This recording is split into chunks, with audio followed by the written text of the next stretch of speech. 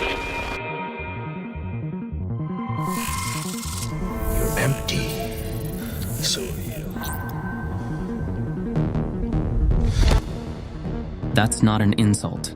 That's a 2,500-year-old Buddhist teaching, and neither of them knows what they just said. Buddhism in pop culture is back. It's been over a year. Yoda, Blade Runner, and you've been asking for this one.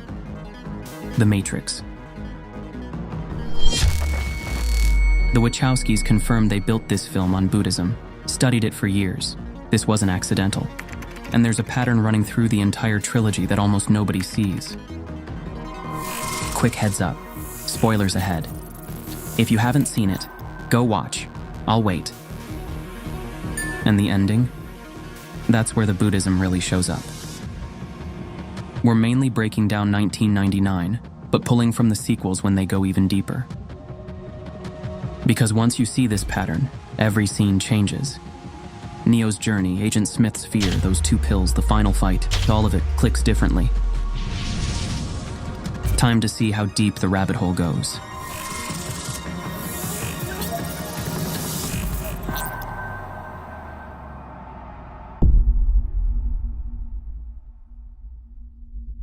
So let's start with what the film nails. The Matrix is one of the best mainstream depictions of illusion-like appearance and ignorance you'll ever see. In Buddhism, this is called avidya, not seeing things as they actually are, and the Matrix captures it perfectly. Listen to what Morpheus says. the Matrix is everywhere. It is all around us. Even now, in this very room. You can see it when you look out your window or when you turn on your television. You can feel it when you go to work, when you go to church, when you pay your taxes. It is the world that has been pulled over your eyes to blind you from the truth. That's straight up Buddhist philosophy. The teaching is that what we perceive as solid reality is actually constructed. Your mind tags raw experience with a label. Then you live inside the label. The Buddha taught this 2,500 years ago. We're trapped in samsara, not because the world is fake, but because we fundamentally misread what we're experiencing. We think things are permanent when that they're changing. We think we're separate when we're interconnected. We cling to an identity that's constantly dissolving. And yeah, Plato told a version of this too. The cave, the shadows, the sun. Same pattern, different language. The Wachowskis pulled from both, East and West, in one film. Morpheus asks a perfect question. What is real? How do you define real? If you're talking about what you can feel, what you can smell, what you can taste and see, then real is simply electrical signals interpreted by your brain. He's pointing to the fact that everything we experience gets filtered through perception, and that perception is conditioned. And then we get this kid, literally dressed as a Buddhist monk, who drops a koan on Neo. Do not try and bend the spoon. That's impossible. Instead, only try to realize the truth. There is no spoon.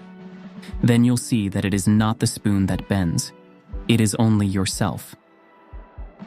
Dude, that's shunyata, emptiness teaching. The spoon isn't nothing. The spoon exists. But the spoon as a separate, permanent, independent object, that's the illusion. The spoon is empty of inherent existence, arising from causes and conditions, inseparable from everything else. Think about your phone. You think it's solid, permanent, real. It feels solid, but it's a temporary pattern. In 50 years, it's dust. The phone is empty of inherent existence, just like the spoon. So when you change your relationship to the spoon, when you see its empty nature, you're not destroying reality. You're seeing it clearly for the first time. Neo starts to see the code. The rules he thought were absolute aren't. And when you see through the construction, you can move differently within it. That's what awakening looks like in practice, not the stunts, the shift in perception. so far. The Matrix is nailing Buddhist philosophy. But here's where Neo screws it up.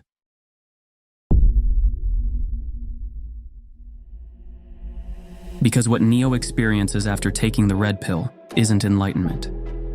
It's right view, the first step of the Noble Eightfold Path. What Neo gets after the red pill isn't enlightenment. It's the start of the path. Watch what actually happens. Morpheus offers the choice. Red pill, you see the truth. Blue pill, you stay comfortable. Neo takes the red pill. He wakes up naked, in a pod, covered in bioports, surrounded by millions of other humans being harvested for energy. The sky is scorched, the earth is destroyed, humanity is enslaved. Then they start training. Neo downloads Kung Fu directly into his brain. Knowing isn't understanding. You can download every Buddhist text into your brain, but that won't make you enlightened.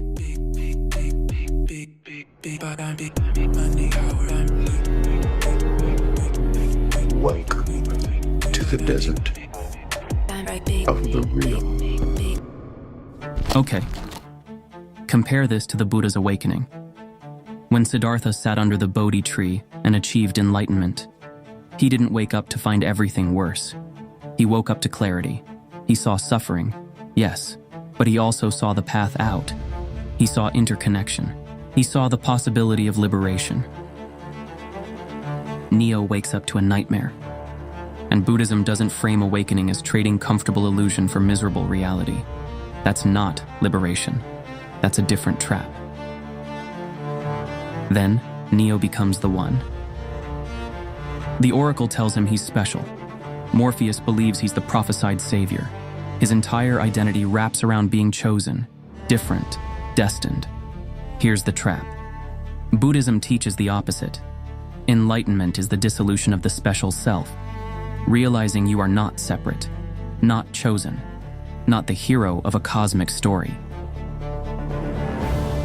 The Buddha said everyone has Buddha nature. There's no one. There's no special person who saves everyone else. But Neo? Neo gets superpowers. He becomes the main character. He gets to be important. Neo didn't choose ego on purpose. The story chose it for him. Prophecy is a powerful drug. But still, he traded one ego for a bigger ego. And Keanu knew better. Remember, Keanu had already done this. He'd studied with Tibetan teachers. He knew what real awakening looked like. In Little Buddha, when Siddhartha faces Mara's demons, he doesn't fight. He doesn't dodge arrows. He sits. He breathes. He stays still. The demons can't touch him because he's not resisting. Neo fights. Neo becomes the action hero. Neo can't stop moving. And that's the difference. The film celebrates Neo gaining power. Morpheus says he's beginning to believe like it's a good thing. And for Hollywood, it is. We want the hero to win. But Buddhist awakening isn't about belief or power. It's about seeing through both. And actually, Morpheus gets this part right. Unfortunately, no one can be told what the Matrix is. You have to see it for yourself. That's experiential practice. You can't believe your way to awakening. You have to experience it directly.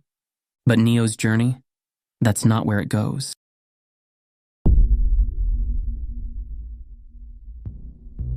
Now let's talk about Agent Smith. The villain, right? Wrong. He's the most Buddhist character in the film. And I know that sounds wild, because Smith is trying to kill everyone. But from a Buddhist perspective, Smith isn't evil. He's terrified. Watch this scene. Smith has Morpheus helpless. He's implanted a tracker. And now, he reveals what he actually thinks about humanity. I'd like to share a revelation that I've had during my time here. It came to me when I tried to classify your species. I realized that you're not actually mammals. Every mammal on this planet instinctively develops a natural equilibrium with the surrounding environment, but you humans do not. You move to an area and you multiply, and multiply until every natural resource is consumed. And the only way you can survive is to spread to another area.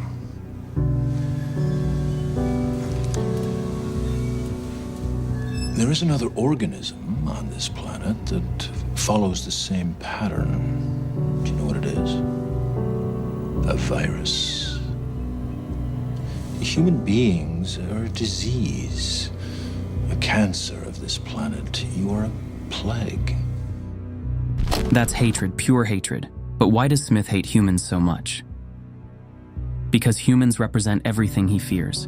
Change, unpredictability, chaos, death. Humans don't follow the rules. They break the system. They evolve and adapt and refuse to stay controlled. And for a program designed to maintain order, that's terrifying on a deep level. In Buddhist terms, Smith is ego. He's the self-preservation instinct resisting impermanence at all costs. Think about it. What does ego do when threatened? It multiplies defenses. It becomes more rigid. It clings harder to control. In the sequels. And yeah, we're going there because Smith becomes the ideal metaphor for ego. Watch what happens. Smith replicates himself endlessly. He infects other programs. He becomes Legion. Yes, me.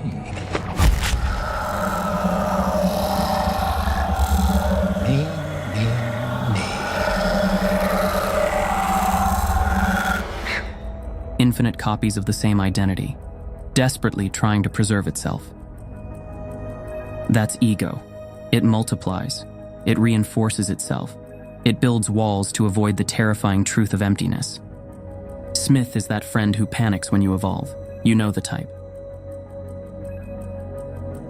The Buddha taught that suffering comes from clinging. We cling to permanence in an impermanent world. We cling to self when there is no inherent self. We cling to control when everything is beyond control. And that clinging creates the sense of being separate, threatened, constantly defending against dissolution. Smith embodies that perfectly. And here's the brilliant part most people miss. You're empty.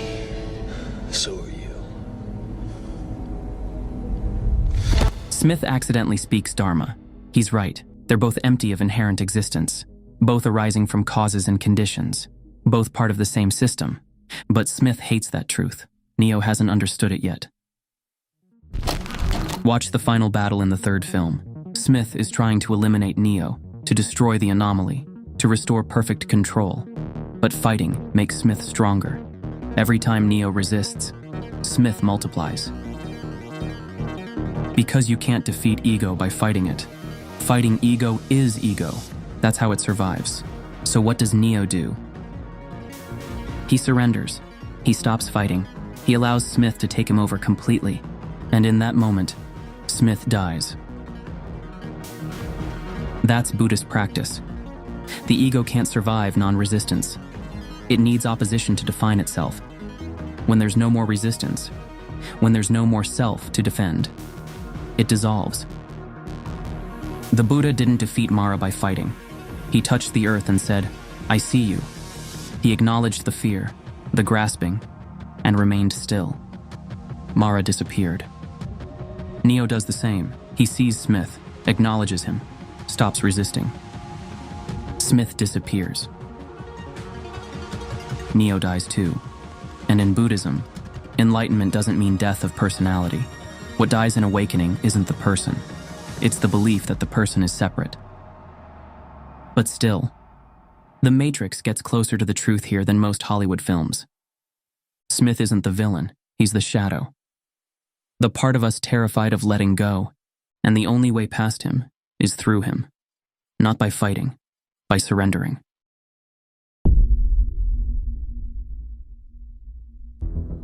All right, here's the big one.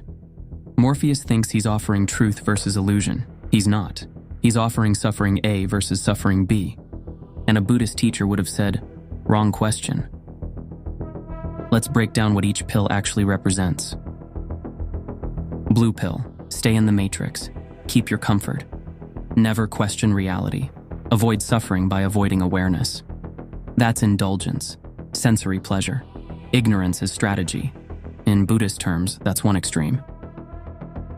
The Buddha tried this as a prince, surrounded by luxury, protected from anything painful. His father built him paradise where he never had to face sickness, old age, or death. And what did the Buddha discover? Comfort doesn't equal freedom. Avoiding suffering doesn't make you free. It makes you trapped. Red pill. Leave the matrix.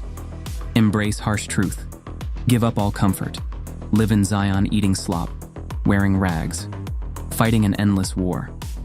Face reality head-on no matter how brutal. That's asceticism. Rejecting pleasure entirely. Seeking truth through self-denial and hardship. The Buddha tried this too. After leaving the palace, he fasted until he was skin and bones, meditated until he collapsed, pushed his body to the edge, trying to achieve enlightenment through suffering. And what did he discover? Suffering doesn't equal freedom either. Denying the body doesn't liberate the mind.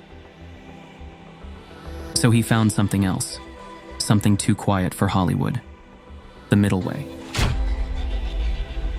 And this is where Cypher comes in.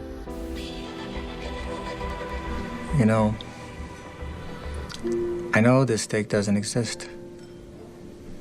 I know that when I put it in my mouth, the Matrix is telling my brain that it is juicy and delicious. After 9 years, you know what I realize?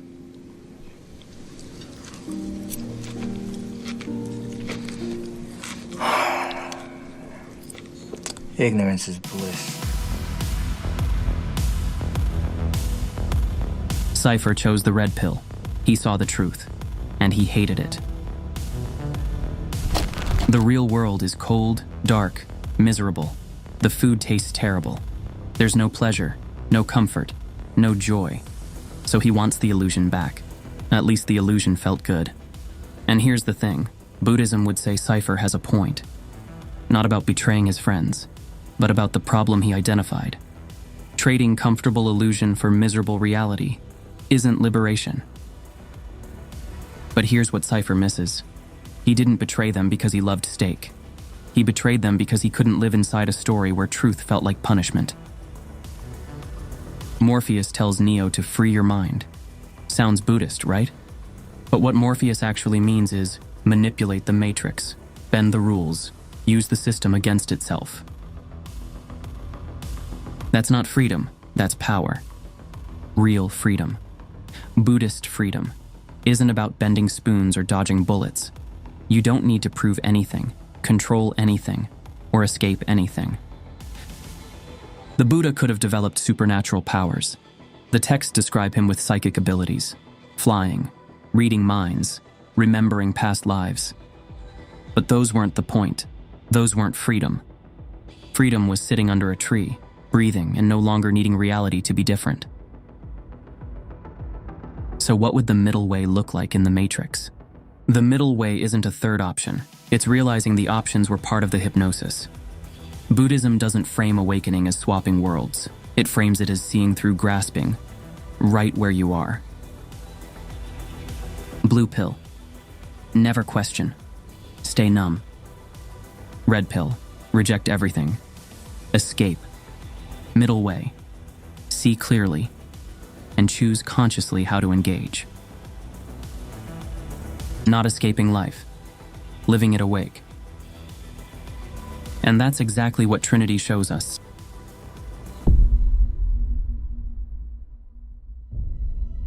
Trinity functions like a bodhisattva, and that changes everything. Trinity is this mysterious figure, highly skilled, dangerous. She exists between worlds. She can navigate both matrix and reality. She's awake, but she hasn't abandoned humanity. In Buddhism, that's the bodhisattva path.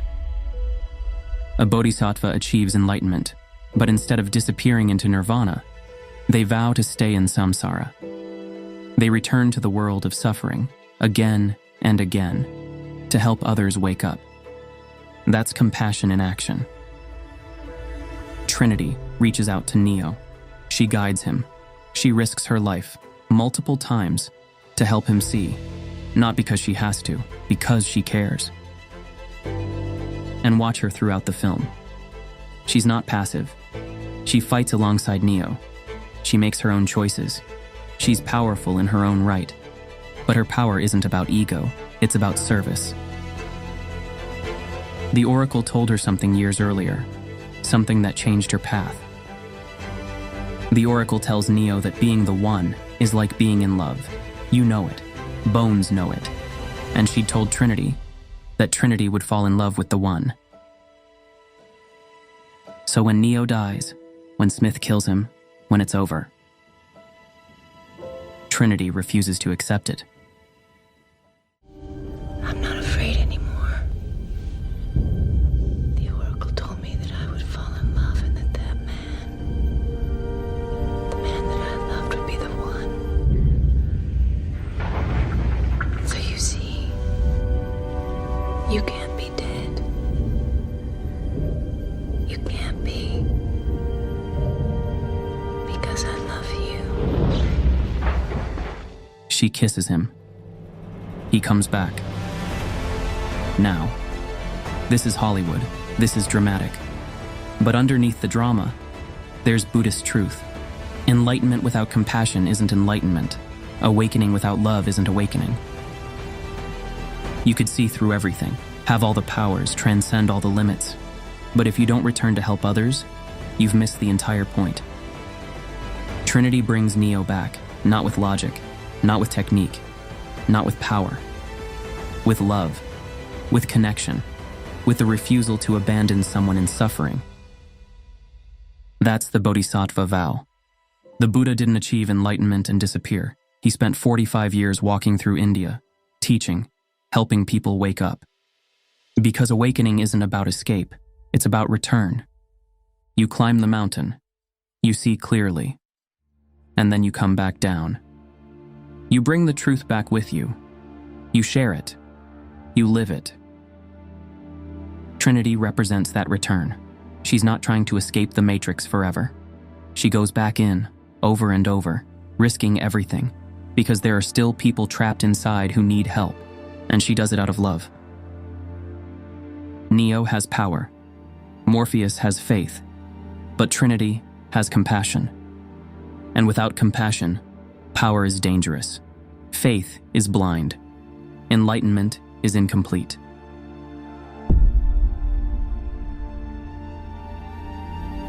So we've deconstructed the film. We've looked at what it gets right, what it gets wrong. But here's the real question. What does this mean for you? Because we are living in a matrix. Not a literal computer simulation, but a constructed reality that shapes how we see ourselves in the world. Right now, you're plugged into systems. Social media algorithms decide what you see. News outlets shape what you think about. Corporate marketing tells you what you want. Cultural narratives define who you should be. You wake up, check your phone, consume content designed to hook you, work a job that labels your identity, buy things to signal status, scroll through highlight reels until you sleep. That's your matrix. And here's the thing, you know it's constructed. You know Instagram isn't real life. You know the news is biased. You know advertising manipulates you. You know all this, but you're still plugged in. Why? Because unplugging is hard. Seeing clearly is uncomfortable. Living differently is isolating. The blue pill is so tempting. And this is where Buddhism offers something way more practical than the Matrix does. The film says, take the red pill and escape. Unplug completely. Reject the comfortable illusion. Embrace harsh truth. Buddhism would say, that world is closer than you think. Don't stay asleep, but don't run away either. Develop awareness, right where you are. Remember Spoon Boy? There is no spoon. The problem isn't the spoon. The problem isn't Instagram or your job or the news or consumer culture. The phone isn't the demon. Unconsciousness is. The trap isn't the thing itself. The trap is how you relate to it. Are you mindlessly scrolling or choosing to engage? Are algorithms deciding your reality, or are you aware of the game? Are you defining yourself by external validation, or do you know who you are without it? The middle way doesn't mean deleting everything and moving to a monastery. It means being awake while you're here, seeing the construction, and choosing how to participate. Practical example. You can scroll social media for 3 hours, feeling worse about yourself, comparing your life to everyone else's, getting angry at posts, completely absorbed in the matrix. Or you can scroll for 20 minutes, notice when it's making you feel bad, put the phone down, and do something real. Same app, same content, different relationship. That's the difference. Blue pill, never question it, stay numb. Red pill, reject it completely, delete everything. Middle way, see it clearly. Choose consciously. And this applies to everything. Your job isn't who you are, but you can still do good work. Money isn't happiness, but you can still pay your bills. The Buddha lived in the world. He walked through villages, he accepted food, he wore robes, he engaged with society, but he wasn't trapped by it. He saw clearly, and that clarity gave him freedom. So what's your matrix? Maybe it's the belief you need more money to be happy. Maybe it's the story you're not good enough. Whatever it is, Buddhism says don't fight it, don't escape it, don't judge yourself. See it. Breathe. Choose how to move forward. Neo's final speech is beautiful. He's going to show people a world without rules, without controls, without boundaries, a world where anything is possible. The door is already here. The boundaries were never real. The rules were constructed. The limitations were agreed upon. You don't need superpowers to be free. You need awareness. And that's available right now.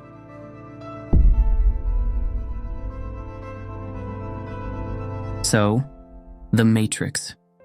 Probably the most Buddhist blockbuster ever made. Created by directors who studied Buddhism and quantum physics for years. Starring an actor who'd already played the Buddha, who understood what awakening actually meant. And it gets so much right. The illusion-like nature of reality, the constructed identity, the trap of clinging, the need for experiential practice, the dissolution through surrender, the return through compassion, all brilliant. But it also gets something fundamentally wrong. It gives us two choices, blue pill or red pill, comfortable illusion or harsh reality, stay asleep or wake up to suffering. And the Dharma would say, you're asking the wrong question. Because liberation isn't about escaping the world. It's about transforming your relationship to it. It's not about rejecting pleasure or embracing pain. It's about seeing both clearly and not being controlled by either. It's not about becoming the one. It's about realizing there never was a separate self to begin with. Keanu understood this playing Siddhartha. About 90 days learning that awakening isn't dramatic, not about flying or bending reality. It's about sitting still, breathing, seeing what's always been here. Then he played Neo, fought agents, dodged bullets, became the action hero who saves humanity. Buddha found peace. Neo found superpowers. One's free, one's powerful. One sat still, the other couldn't stop moving. So which is enlightenment? The Matrix gives you spectacle. Buddhism gives you silence.